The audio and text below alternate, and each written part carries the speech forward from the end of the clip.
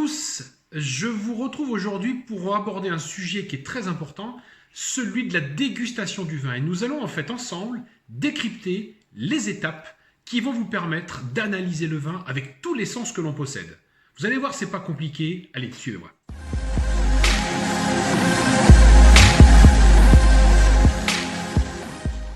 En fait, c'est très simple, il y en a 4 étapes. 4 étapes chronologiques pour 4 sens. La vue, l'odorat, le goût. Ah bah je suis bien, j'ai oublié l'autre. Ah ben c'est ça, merci. Le toucher. Ces 4 sens finalement vont vous mettre en éveil. Et quand je dis qu'ils vont vous mettre en éveil, c'est qu'ils vont vous demander d'aller chercher loin, et même très loin. Alors pas si loin que ça, il ne faut pas vous éloigner de chez vous, puisqu'il va falloir rester. C'est une introspection. Vous savez ce qu'on appelle le capital mémoriel, cette espèce de bibliothèque artificielle que l'on a en nous, ces souvenirs d'enfance, ces Madeleines de Proust, et bien c'est là-dedans qu'il va falloir piocher. Des souvenirs entre amis, des souvenirs de gamins, ça vous appartient, c'est à vous. Une dégustation est personnelle. Encore une fois, je le dis et je le répète, c'est pas parce que vous avez un arôme que le voisin d'à côté ira systématiquement dessus. Nous sommes tous différents au niveau du ressenti. Là-dessus, il faut être clair.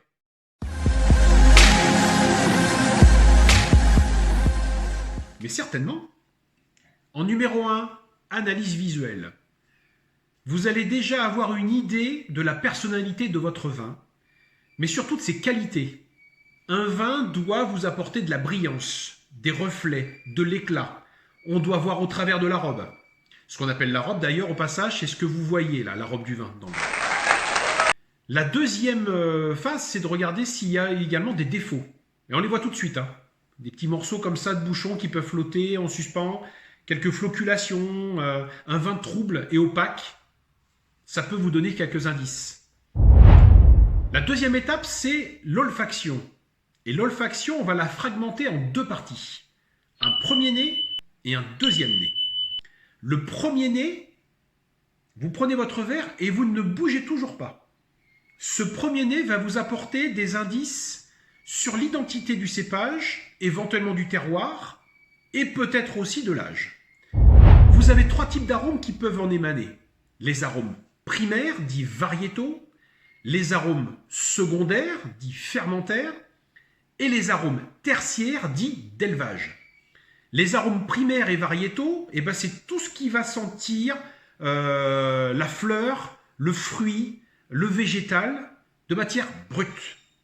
Les arômes secondaires dits fermentaires sont liés à la vinification et plus particulièrement à un certain stade de macération et d'élevage en barrique ou en cuve.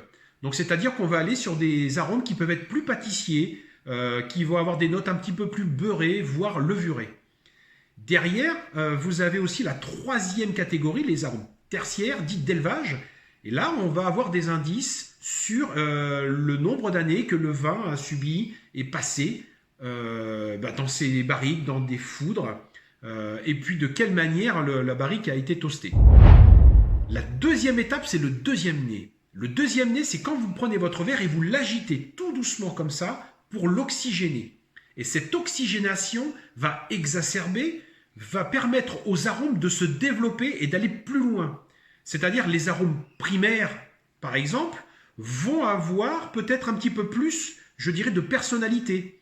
Sur une note d'abricot éventuelle qu'on va sentir au premier nez, on va imaginer qu'à l'aération, l'abricot sera plus mûr, voire compoté. Le deuxième nez, le côté un petit peu secondaire, c'est qu'on va retrouver ces notes pâtissières. On peut partir sur un côté un peu biscuité, qui rappelle le cake.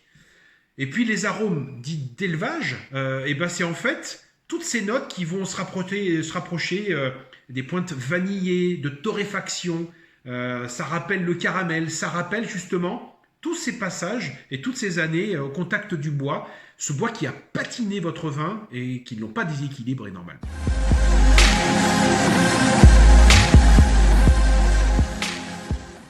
Et bien on continue l'aventure, on passe à la 3e étape, la dégustation. J'avais un verre de blanc il y a 2 minutes là. C'est quoi? Bon, la dégustation, on y va. La dégustation, c'est-à-dire qu'elle va confirmer, je dirais, l'évolution de l'analyse que vous avez faite, notamment au niveau olfactif. La mise en bouche de votre vin va vous apporter des éléments de confirmation, comme je le rappelais, et plus ou moins appuyer les thèses par rapport à l'analyse que vous en avez faite. Pour le mettre en bouche, c'est très simple. Une fois qu'on est prêt à déguster le nectar,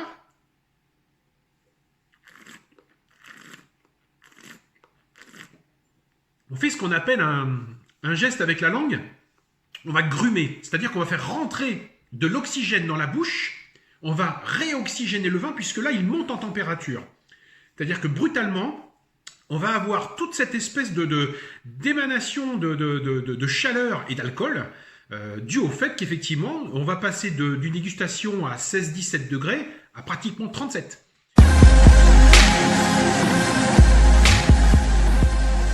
Le toucher, c'est vraiment ce qu'on vient d'évoquer, c'est cette sensation qu'on a sur les joues et la langue. On a des tout petits capteurs comme ça qui vont justement interagir et apporter justement un élément complémentaire par rapport au gras du vin, à sa consistance.